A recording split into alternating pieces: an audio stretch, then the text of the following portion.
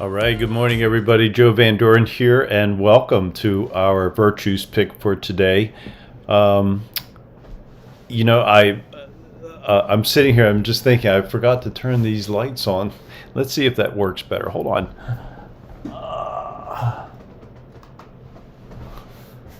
That's a little bit better. Good. All right. So we have a great word today, and one that I've had to work on a lot. And that word and that virtue is trust. So let's read the description first, and then we'll talk about it. Trust is having faith, hope, and a positive outlook. Trust is believing in someone or something. We have confidence that the right thing will come about without trying to control it or make it happen.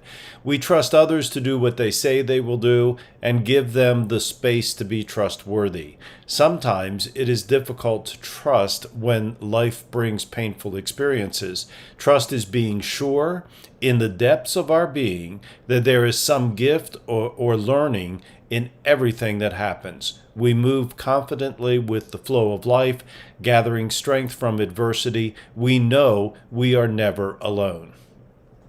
Well, let's think about this for a little bit, because I will just say that without a level of trust, life would be very, very difficult. Can you imagine if we're driving down the road and we didn't trust that the person coming towards us at 60 miles an hour was going to stay in there on their side of the line? That would be a pretty difficult life for us, wouldn't it? If when we lose our ability to trust, then we also lose our ability to live and enjoy life, really. So trust is a very important thing. And I think most important for me, what I've had to learn is that I've had to learn to trust myself, to trust my inner being, to trust my conscious, to trust my what is that word? My intuition, right? Because those are the things that really guide us, and without trying to control what other people think, say, or do, because I can't control that. So I have to trust that what they say, think, or do is going to either be something that's going to be great, or it's going to be a learning experience for me and something that I can you know can learn from and make my own choices about. So I have to trust my choices. I have to trust that no matter what the difficult experience might be, that there's going to be some gift coming out of it.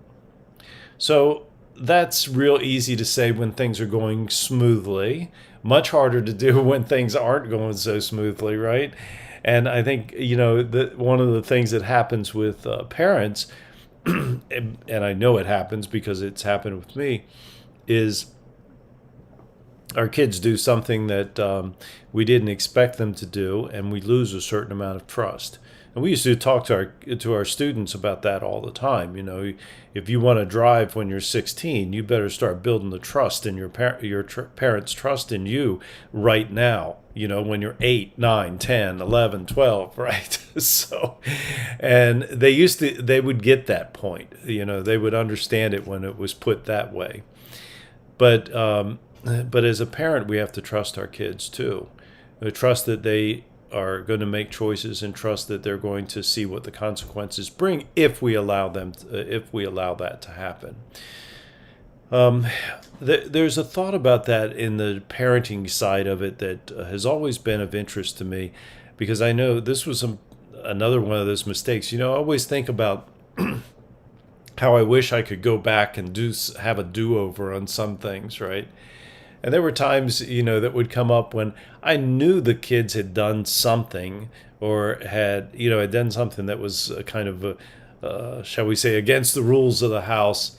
And instead of just bringing it up and bringing it up more straightforwardly, I would ask them about if they had done this, or if they had said this, or if they had whatever.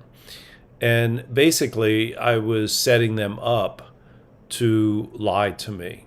I was setting them up for them to feel afraid, or to feel shame or to feel blamed, and then try to do something to, retain their dignity. And so, I would just encourage parents that if you know that something has happened, if you know that the child broke something or whatever, is not to bring it up in a way that gives them that opportunity, because it breaks down their feeling of worthiness and their dignity, and it gives them an opportunity to lie. And when they do that, then it breaks down your trust.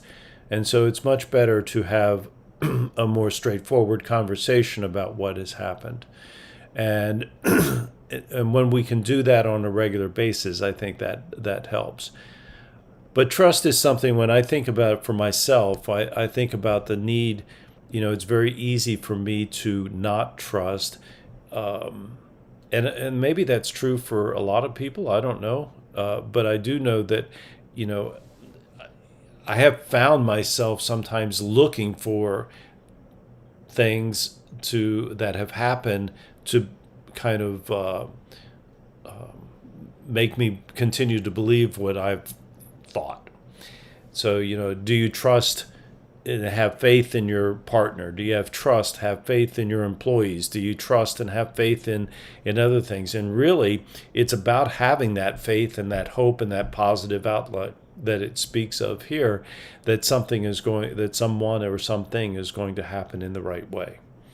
And so, I think about trust, and it's one of those things that brings us the greatest ease of mind. And when we can trust ourselves, our inner being, our intuition, when we can trust the source of life, when we can trust that, and help ourselves to trust to the outcomes of things as maybe not happening right now, but something that will take place in the future that will be for the best, or what is the learning that can be done from this, just makes life a lot more peaceful. That's my experience anyway. So in the very depths of our being, in our very inner self, for us to trust ourselves and our intuition, I think, is probably one of the most important things that we can do, because our intuition really is our source of life that is giving us indications of the direction that we can go with the least amount of resistance. So that's kind of how I'm thinking about trust today. And for me, I have to work on this on a daily basis, is just trusting that things are going to work out. And one of my mantras that I've recently taken up, I'd say probably in the last year, is that things are always working out for me. And when I remember that, and I look back and I see how things are, and I look forward and see how things are, when I walk and see the